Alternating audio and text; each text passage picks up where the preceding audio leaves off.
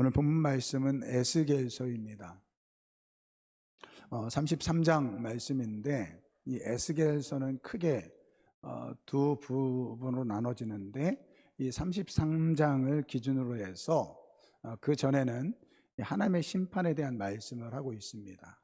그리고 나서 33장서부터는 이 회복의 말씀을 하십니다. 특별히 이 에스겔은 제사장의 사람으로서 이 2차 포로 시기에 이 바벨론으로 끌려간 사람입니다. 그런데 이 포로로 끌려가서 하나님의 말씀을 받은 거예요. 그래서 남유다에서 이 선지자 역할을 한 게 아니라 포로로 끌려가서 그곳에서 이 하나님의 말씀을 전합니다. 특별히 오늘 본문 말씀은 이제 그 이스라엘 남유다가 이제 패망하고 나라가 없어지고 난 이후에 이 에스겔을 통해서 그를 파수꾼으로 세웠다라고 말씀하고 계십니다. 여기 보면 내가 이스라엘 족속의 파수꾼으로 너를 삼는다라고 말씀하십니다. 여러분, 파수꾼이라는 것은 이 성을 지키는 사람을 이야기합니다. 망대가 있어서 망대에 올라가 가지고 뭐 낮 시간에야 뭐 괜찮지만 저녁 이제 밤 사이에 이 적들이 쳐들어오는 것을 이 감시하는 그러한 역할을 하는 것들이 이 파수꾼입니다. 그래서 다른 사람들은 다 자고 있을 때 파수꾼은 깨어 있어야 돼요.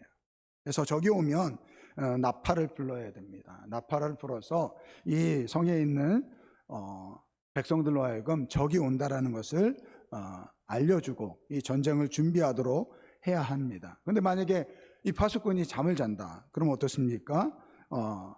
전쟁을 준비하지 못하고 이 적에게 이 공격을 당할 수 있는 그러한 일이 이루어진다라는 것입니다. 그래서 오늘 본문 말씀은 이 그러한 의미로 이 에스겔에게 내가 너를 이스라엘의 이 파수꾼으로 세운다라고 말씀하고 있습니다. 그러면서 여기 뭐라고 이야기합니까? 악인에게 경고하라. 그가 돌이키면 살 것이다. 그러나 내가 경고하지 않으면 그의 핏값을 내 손에서 찾겠다라고 하는 것이 오늘 7절서부터 9절까지의 말씀의 요약입니다. 여러분, 이 말씀은 사실 오늘 이 시대에 우리에게 주신 말씀과도 같습니다. 여러분, 성도는요, 이 세상 속에서 복음의 파수꾼이 되어야 합니다. 교회는 이 시대 속에서 이 구원의 나팔을 불어야 합니다. 그 이유는요, 사람들을 정죄하기 위해서가 아니라 사람을 살리기 위해서입니다. 하나님께서 에스겔을 이 파수꾼으로 세운 이유는 그를 통해서 이스라엘 백성들에게 경고하기 위해서입니다. 그 다음 여기 10절서부터 말씀을 보면 하나님의 목적은 하나예요. 그 악인이 돌이키길 원하신다라는 거예요.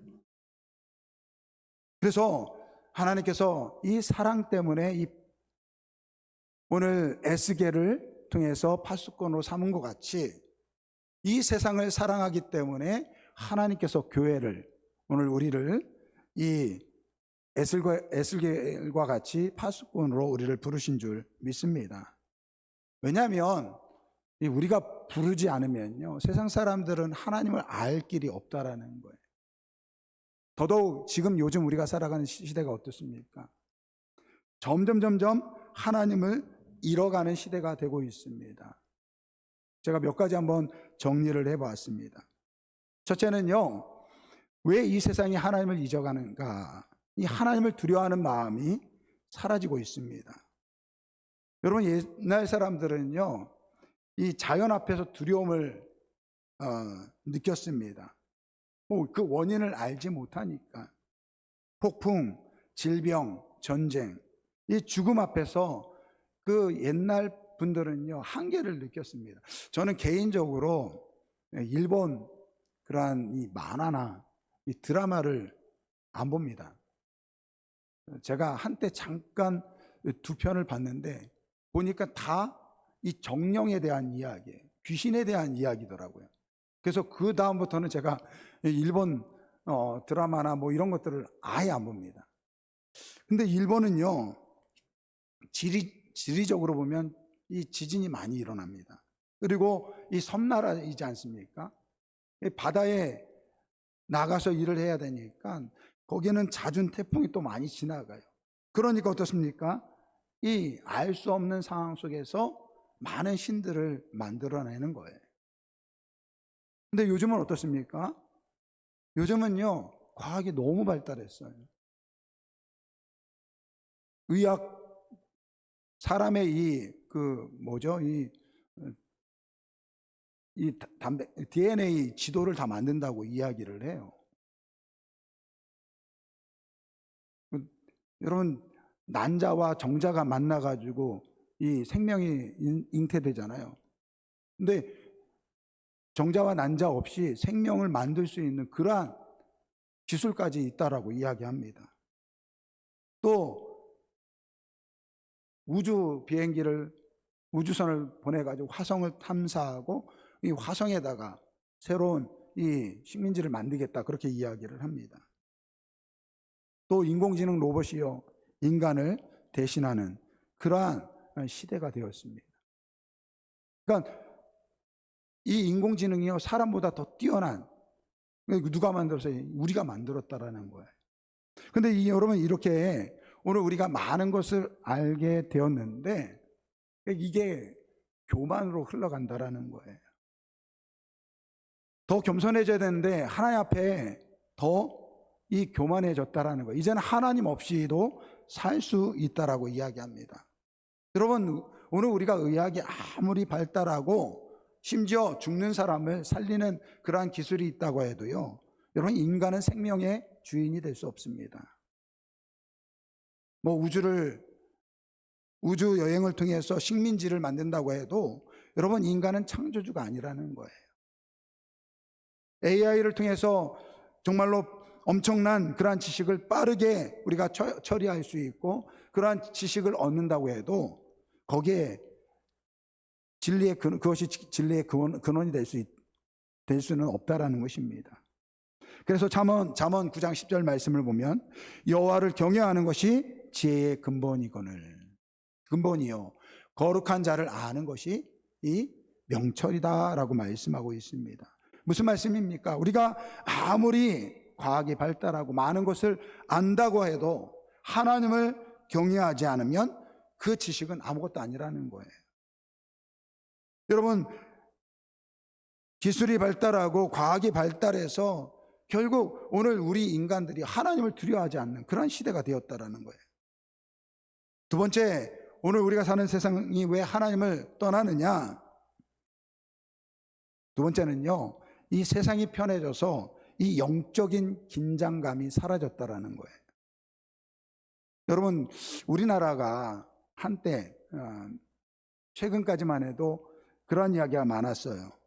그러니까 몇 년 안에 인구가 감소해서 이 지도에서 사라질 나라다, 그러한 이야기를 많이 했습니다. 근데 이 이야기가요, 요즘 바뀌고 있어요. 오히려 인구 감소가요, AI와 로봇 시대의 기회가 될 수 있다라고 그렇게 이야기를 합니다. 이게 무슨 말이냐면요, 우리나라 실제로 이 제조업 로봇 밀도를 조사한 걸 보니까요, 2023년도 기준으로 보면 근로자 10,000명당 이 로봇이 1,012대 사용된다고 합니다.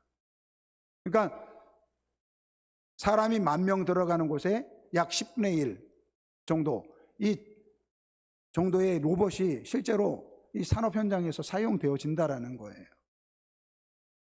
그러니까 2위 나라보다 한 2배 정도도 많다라고 이야기합니다. 그러니까 무슨 말이냐면 사람이 부족한 공장에 로봇이 들어가고 사람이 감당하기 어려운 그러한 일들을 로봇이 대신한다라는 거예요. 여러분, 그렇게 되면 어떻게 되냐면 이 로봇으로 인해서 이 생산품의 가격이 지금보다 훨씬 낮아진다라는 거예요. 반면에 정부에서는 이 로봇에게 이 로봇세를 물어가지고 그 돈을 가지고 국민들에게 보편적인 이 고소득을 보장해주는 나라가 우리나라라는 거예요. 그런 나라가 될 수 있다라고 그렇게 이야기를 하고 있어요.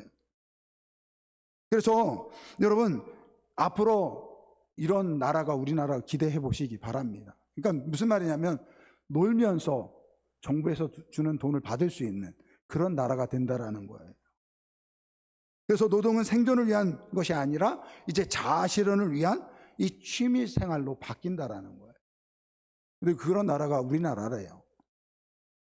근데 여러분 그러한 세상이 오면 정말 행복할까요?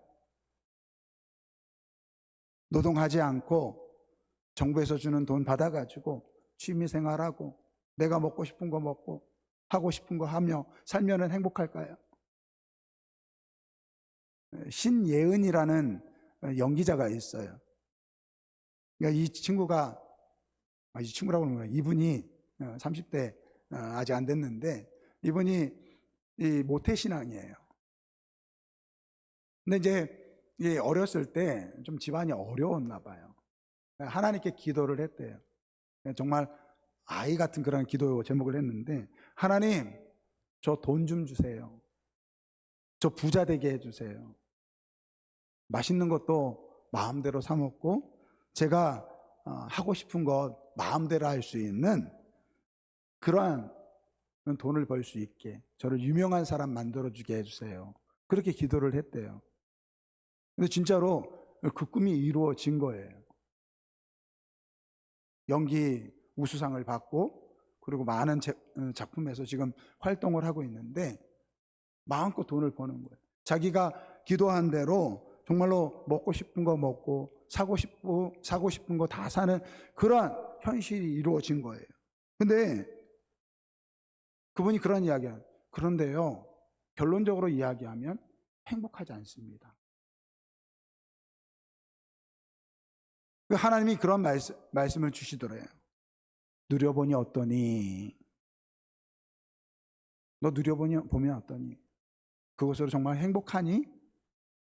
이 세상에 얻는 것은 영원하지 못하고 그 행복은 순간적이다. 이게 전부가 아니다라는 말씀을 받게 되었다고 합니다. 여러분, 우리는 그런 생각들을 많이 가져요. 정말 편안하게 좀 살 수 있으면 좋겠다. 내가 원하는 대로 정말로 부족함 없이 살 수 있으면 좋겠다. 근데 여러분 그게 행복이 아니라는 거예요. 오히려 그럴수록 참된 의미를 잊어버린다라는 거예요. 더 중요한 것은 이 죽음에 대한 이 문제를 너무 가볍게 여긴다라는 거예요. 요즘 사람들이 그렇지 않습니까? 너무 풍요로워요. 근심 걱정이 없어요. 그러니까 이 세상의 삶이 전부라고 생각한다라는 거예요. 근데 히브리서 9장 27절 말씀을 보면 한번 죽는 것은 사람에게 정하신 것이요 그 후에는 심판이 있다라고 말씀하고 있어요. 여러분, 오늘 성경은 우리에게 이야기합니다. 이 세상에 기껏 100년 사는 삶이 전부가 아니라는 거예요. 그 후에 영원한 생명이 있다라는 것입니다. 오늘 이 세상에서 먹고 사는 것으로 끝나는 존재가 아니라, 즐기다가 사라지는 존재가 아니라, 오늘 우리는 하나님 앞에 살아야 할 영원한 존재라는 것입니다. 그러니까 이렇게 풍요 때문에 이 세상의 사람들이 점점 하나님을 잊어가고 있다는 거예요. 세 번째로 이 세상 사람들이 하나님을 잊어버리는 또 한 가지는 좀 우리의 마음을 아프게 하는 건데요. 교회와 성도의 타락 때문에 이 복음의 매력이 사라지고 있다는 거예요. 여러분, 많은 사람들이 교회를 다녔던 분들이 교회를 안 다녀요. 세상 사람들이 교회를 싫어합니다. 여러분, 그들이 예수가 싫어서 교회를 싫다라고 얘기하지 않습니다. 뭐라고 이야기합니까? 교회에 대해서, 성도에 대해서 너무 실망했다라는 거예요. 세상 사람들하고 다를 바가 없다라는 거예요. 여러분, 제가 한번 물어볼게요. 여러분들은, 제가 지난주에 우리 골리앗과 다윗 이야기를 드렸어요. 여러분들은 다윗이 되고 싶습니까? 골리앗이 되고 싶습니까? 제가 묻는 거예요. 대답을 해보세요. 자, 나는 골리앗이 되고 싶다. 1번 손 드세요. 없네요. 나는 다윗이 되고 싶다. 손 들어보세요. 안 드시는 뭐예요? 다시. 나는 골리앗이 되고 싶다. 손 드세요. 일단은 골리앗 되고 싶은 분은 한 분도 없어요. 자, 나는 다윗이 되고 싶다. 아이, 빨리 드셔. 뭘. 자, 이 질문을 좀 바꿔볼게요. 여러분은 강자가 되고 싶습니까? 약자가 되고 싶습니까? 여러분, 강자가 되고 싶어요? 약자가 되고 싶어요? 이것도 질문이에요. 대답 좀 해보셔. 강자가 되고 싶어요? 약자가 되고, 다른 말로 이기는 사람이 되고 싶어요? 지는 사람이 되고 싶어요? 그렇죠. 오늘 우리는 입술로는요, 다윗이 되고 싶다고 이야기해요. 근데 오늘 우리의 속마음은요, 사실은 골리앗이 되고 싶다라는 거예요. 능력 있는 사람, 실력 있는 사람, 세상을 지배할 수 있는 사람. 그러니까 오늘 우리는 입술로는 다윗이 닮고 싶어요, 그렇게 이야기하는데 정작 우리의 속마음은요, 골리앗과 같은 사람이 되고 싶다라는 거예요. 여러분, 이게 뭐냐면요, 오늘 우리가 입술로는 복음을 이야기해요. 나 예수님 좋아요, 나 예수님처럼 살고 싶어요, 그렇게 이야기하는데 실제로는요, 복음처럼 살지 않는다라는 거예요. 왜 그러냐면 그는 약한 자의 모습이거든요. 세상 속에서 지는 삶이거든요. 마태복음 5장 16절 말씀, 우리 주님께서 이렇게 말씀하십니다. 이같이 너희 빛이 사람 앞에 비치게 하여 그들로 너희의 착한 행실을 보고 하늘에 계신 너희 아버지께 영광을 돌리게 하라 라고 이야기하고 있어요. 여러분, 여기에 보면 너희의 착한 행실이라는 것은 뭐냐면 그리스도를 닮아가는 모습이에요. 골리앗과 같은 모습이 아니라 다윗과 같은 모습이라는 거예요. 여러분, 우리가 완벽한 사람을 이야기하는 것이 아닙니다.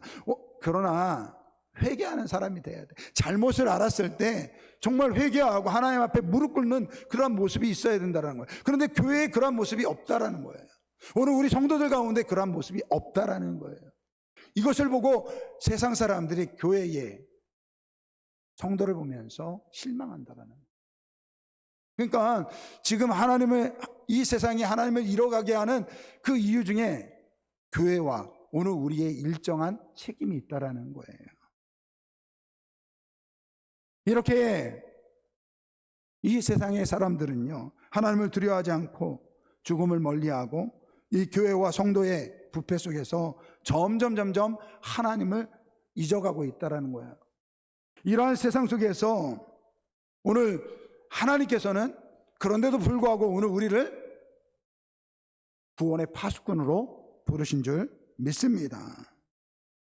그러기 위해서는요, 우리가 첫 번째로는요, 이 성경의 진리를 붙들어야 됩니다. 여러분, 성경 말씀이 하나님의 말씀인 것을 믿습니까? 여러분, 이것을 분명하게 알아야 돼요. 여러분, 기독교의 이 성경은요, 역사 속에서 주어진 하나님의 말씀입니다. 오늘 우리에게 헛된 믿음을 주어주기 위해서 어떠한 사람이 고도로 기획해서 만들어진 책이 아니라는 거예요.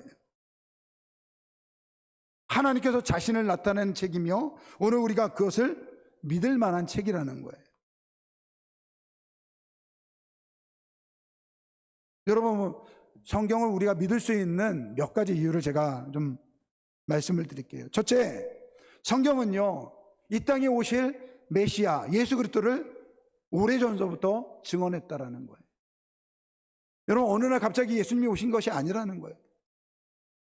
주전 1500년경에 쓰여진 그 창세기는 오늘 인간이 죄를 범했을 때 이 메시아 그리스도가 이 땅에 오실 것을 예언하고 있습니다. 그리고 주전 700년 전에 쓰여진 이사야서를 보면 이 예수님의 죽음에 대한 내용이 이 예수님의 십자가의 그 죽음의 고난을 그대로 이야기하는데 그 말씀이 성취되었다라는 거예요. 두 번째로 여러분, 성경에 있는 실제 역사가 이 역사적으로 증명이 된다는 거예요. 저도 오늘 말씀을 준비하면서 잘 몰랐는데요. 여러분, 이 다윗 왕조의 이야기가 주전 약 1000년경의 이야기입니다. 근데 1990년대까지만 해도 이 성경에 나와 있는 이 다윗 왕에 대한 이야기가 역사적인 자료가 없었대요. 그런데 1993년 텔단 비문이라는 것이 발견이 됐는데 약 주전 800년경에 쓰여진 것으로 추측이 된다고 합니다. 그러니까 그 후에 보니까요, 이스라엘의 왕 그리고 다윗의 집이라는 이 표현들이 나온다라는 거예요. 또한 1868년도에 발견된 이 모압 메사의 비문, 이 사람은 열왕기하 3장 4절에 실질적으로 나오는 모압 왕 이 메사라는 사람이 나와요. 근데 이 사람의 비문이 발견됐는데 거기에 보면 이스라엘, 오므리, 모압 그리고 여호와, 이 야훼라는 말까지 등장한다라는 거예요. 그러니까 무슨 말이냐면 이 성경에 기록되어 있는 내용이 신화가 아니라는 거예요. 전설이 아니라는 거예요.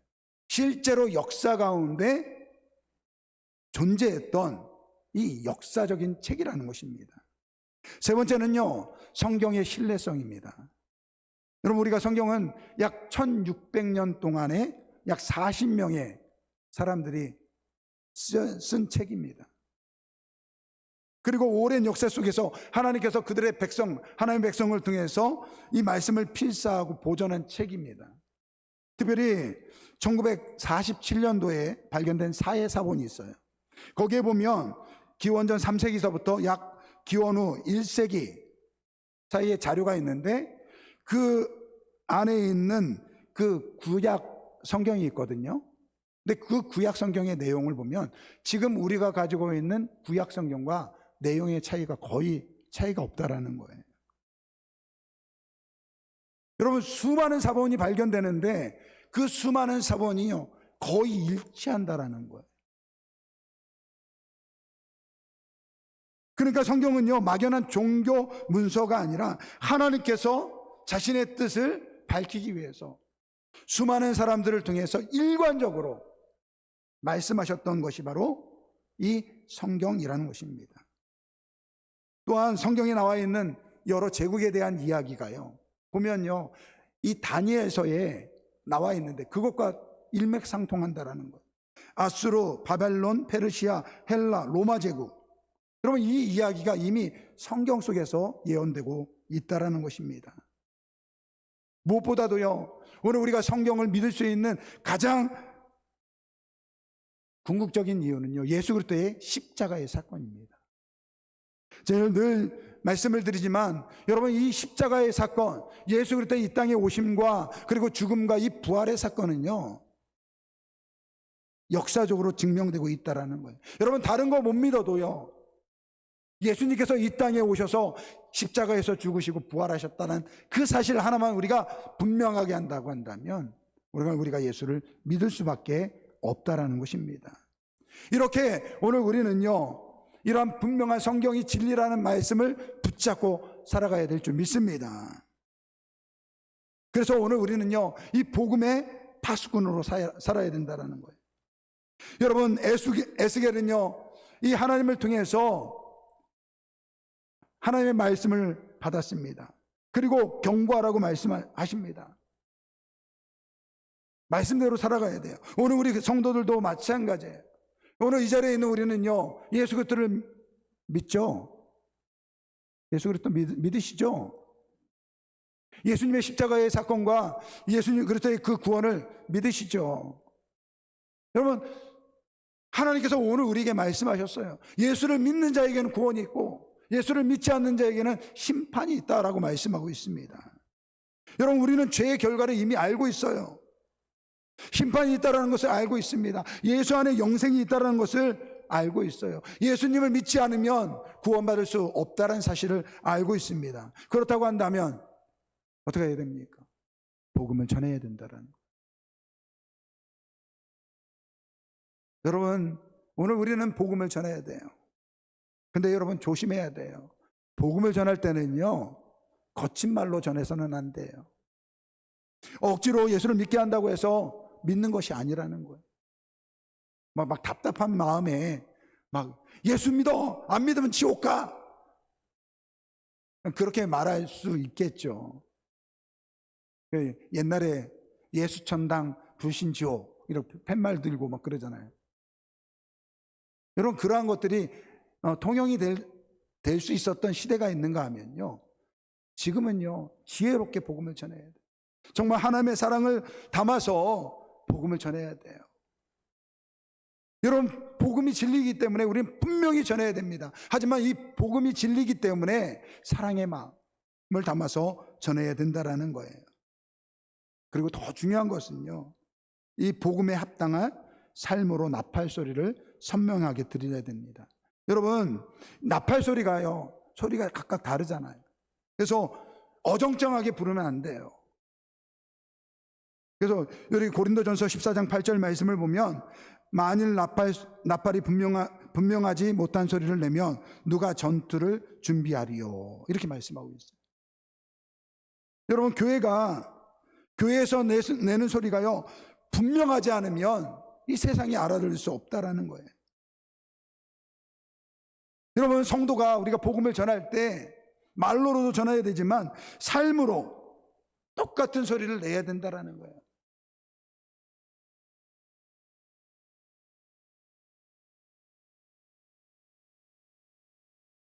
그러니까 오늘 우리가요 삶 속에서 복음을 전하는 삶을 살아가야 될 줄 믿습니다.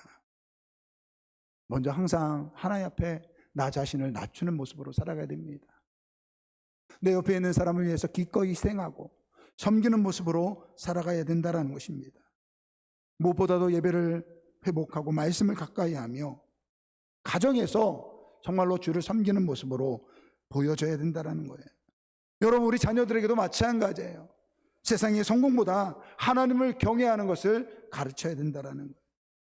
직장에 그리고 삶의 자리에서도 하나님 말씀대로 살아가는 것이 복된 것임을 가르쳐야 된다는 것입니다.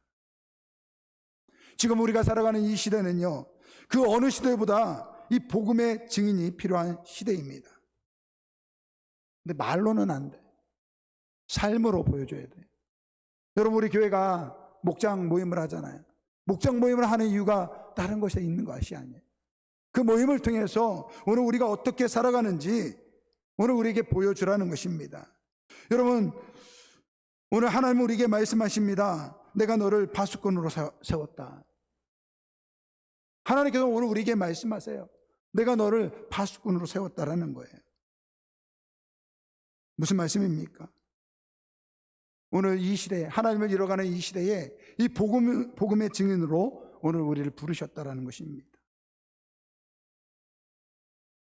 좀 전에 말씀드린 것처럼 점점 우리가 살아가는 세상은요, 하나님이 없어도 살아갈 수 있는 그러한 시대로 살아가고 있어요. 사람들이 점점 하나님이 꼭 필요하지 않는 그러한 세상으로 흘러가고 있습니다. 그러니까 우리도 포기해야 됩니까? 아니, 그렇지 않다라는 거예요. 오늘 이 에스겔 33장은요, 하나님께서 이 에스겔을 파수꾼으로 세우십니다. 그런데 그때가 어느 때냐면 이제 이스라엘이 이 바벨론에서 패망한 이후예요.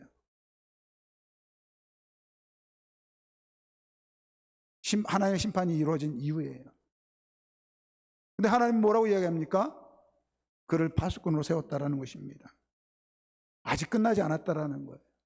여전히 하나님은 비록 이스라엘 백성을 심판했지만 여전히 이 에스겔을 통해서 그 안에 하나님을 떠난 이스라엘 백성들이 다시 돌아오기를 원하신다라는 거예요. 그래서 오늘 에스겔에게 말씀하신 것입니다. 내가 악인에게 경고하지 않으면 그는 자기 죄악 때문에 죽을 것이다. 그러나 나는 그 핏값을 내 손에 찾겠다라고 말씀하고 있습니다. 여러분, 이 말씀 무서운 말씀입니다. 굉장히 오늘 우리에게 이 부담이 되는 말씀일 수 있습니다. 그러나 여러분, 이 말씀은요, 우리에게 어떤 사람을 구원하라고 하는 말씀이 아니에요.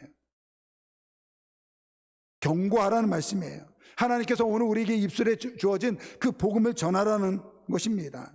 여러분, 회개시키는 것은 하나님이 하실 일이에요. 하지만 회개하라고 말하는 것은 오늘 우리의 책임이라는 것입니다.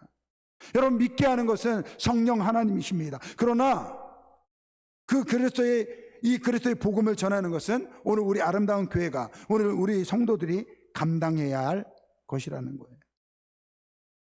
여러분, 복음을 전하는 것은요, 예수를 전하는 것은요, 취미가 아닙니다. 어떤 은사를 받은 사람만이 하는 일이 아니라는 거예요. 오늘 우리 교회가 존재하는 목적입니다. 오늘 우리 교회 성도들이 세상 속에서 감당해야 할 오늘 우리의 의무라는 것입니다. 하지만 우리가 억지로 사람을 믿게 할 수는 없어요. 제 자녀도 안 돼요. 여러분의 남편도 안 됩니다. 하지만 그렇다고 포기하는 게 아니라 전해야 된다는 것입니다.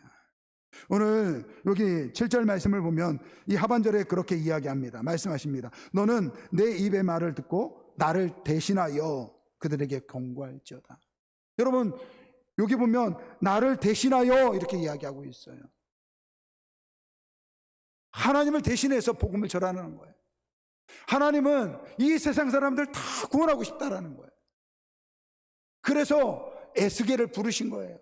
그래서 네가 나를 대신해서 그들에게 경고하라는 거예요. 오늘 우리도 마찬가지예요. 하나님께서 하나님을 대신해서 오늘 우리를 부르신 거예요. 하나님은 여러분들의 남편을, 여러분들의 자녀를, 여러분들의 가족을, 여러분들의 형제를, 여러분들의 친구들을 어떻게든지 그 죄악에서 구원하기를 원하시는 거예요. 그래서 나를 대신해서 네가 좀 전하라고 오늘 우리에게 말씀하시는 것입니다. 그래서 오늘 우리는 전하는 것이 오늘 우리의 책임인 것입니다. 저는 오늘 이 말씀을 통해서 우리 아름다운 교회가, 우리 성도들이 다시 깨어나시기를 주님의 이름으로 축원드립니다. 입술을 여시기 바랍니다. 식었던 마음을 다시 회복시켜 주시고요. 복음 앞에서 부끄럽지 않게 믿음으로 그 복음을 전하는 우리 아름다운 교회가 되길 주님의 이름으로 축원드립니다.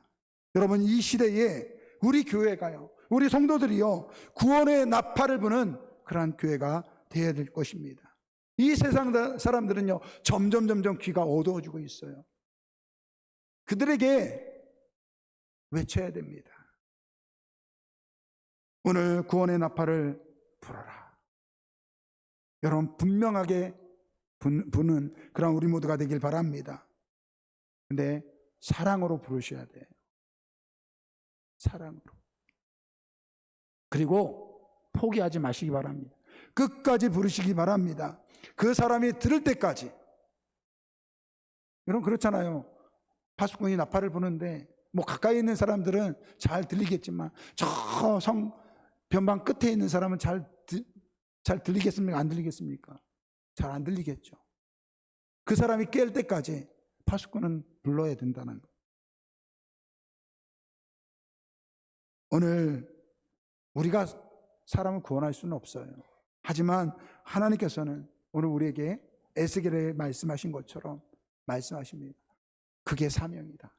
나를 대신해서 네가 복음을 전하라 라고 말씀하고 있습니다.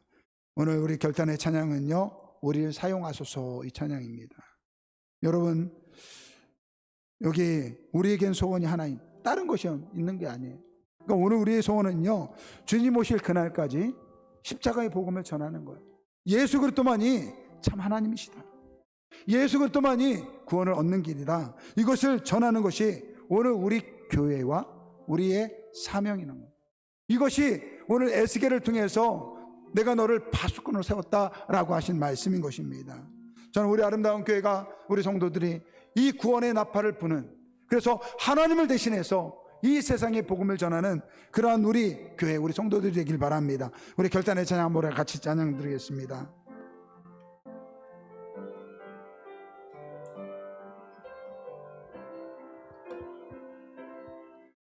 우리에겐 소원이 하나 있네. 주님 다시 오실 그날까지, 주님 다시 오실 그날까지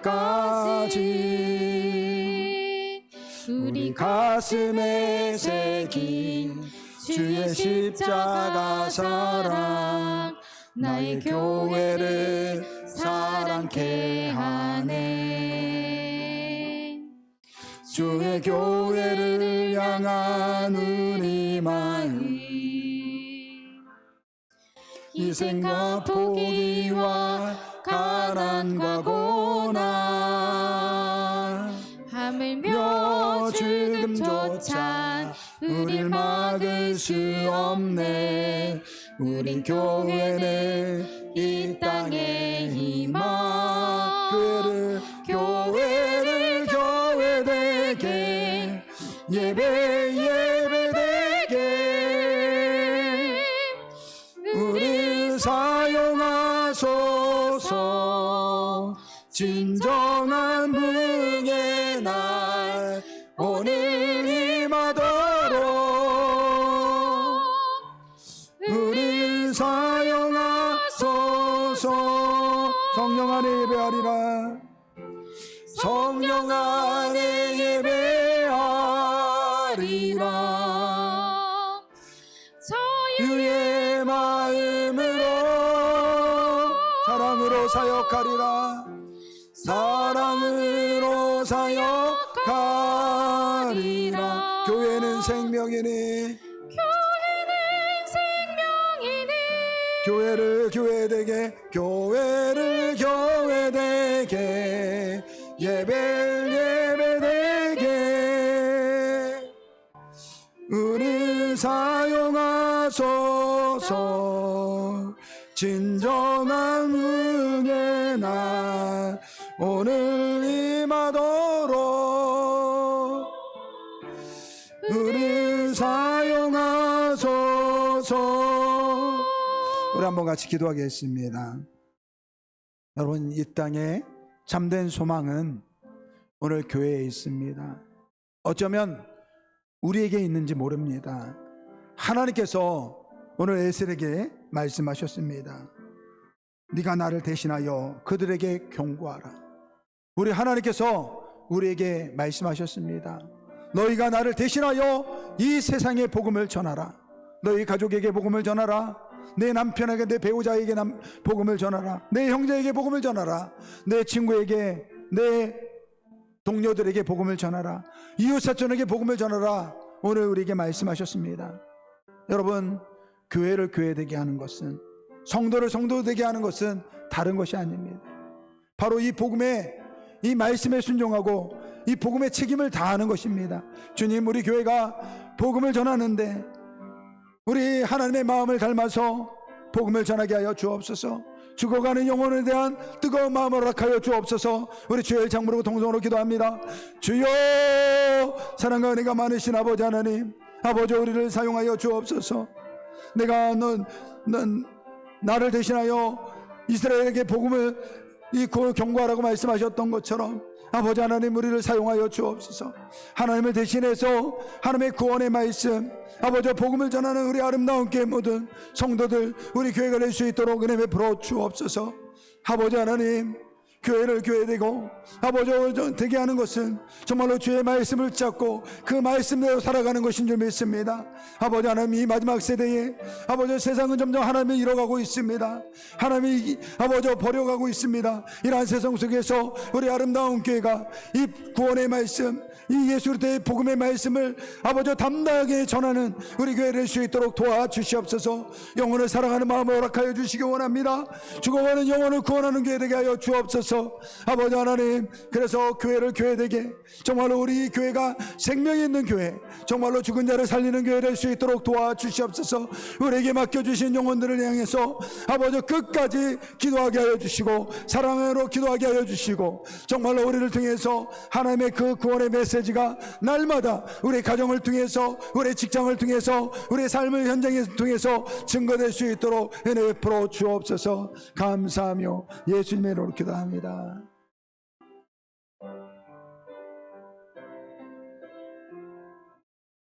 좋으신 아버지 하나님, 감사합니다. 에스겔을 구원의 파수꾼으로 세우신 것처럼 우리 아름다운 교회를, 우리 아름다운 교회 성도를 복음의 파수꾼으로 세우신 줄 믿습니다. 이제는 복음의 나팔을 부는 우리 교회, 우리 아름다운 교회 모든 성도들 되게 하여 주옵소서. 너는 나를 대신하여 그들에게 경고하라. 정말 하나님의 마음을 담아서 이 구원의 복음을 전하는 우리 교회, 우리 성도들 되게 하여 주옵소서.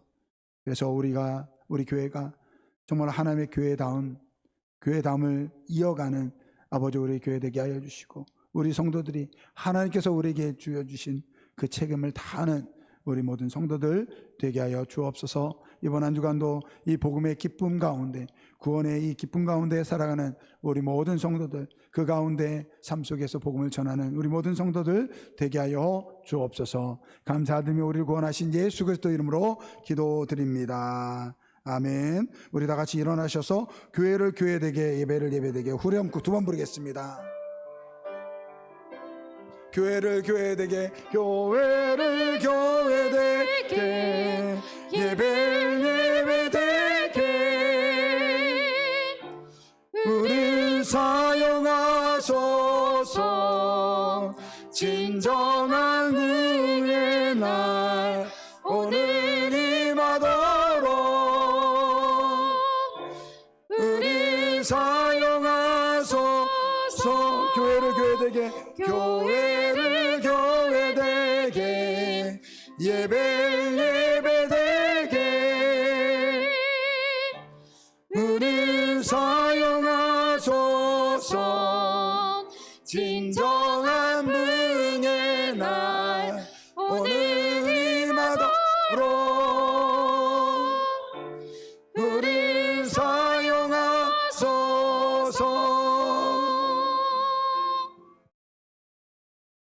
지금은 우리 주 예수 그리스도의 은혜와 하나님 아버지의 사랑하심과 성령님의 내주하시고 인도하시고 교통하심이 예수 그리스도의 복음에 나팔을 불기로 작정하며 구원의 메시지를 전하기로 다짐하는 우리 아름다운 교회 모든 성도들 머리 위에 지금부터 영원토록 함께 있을지어다.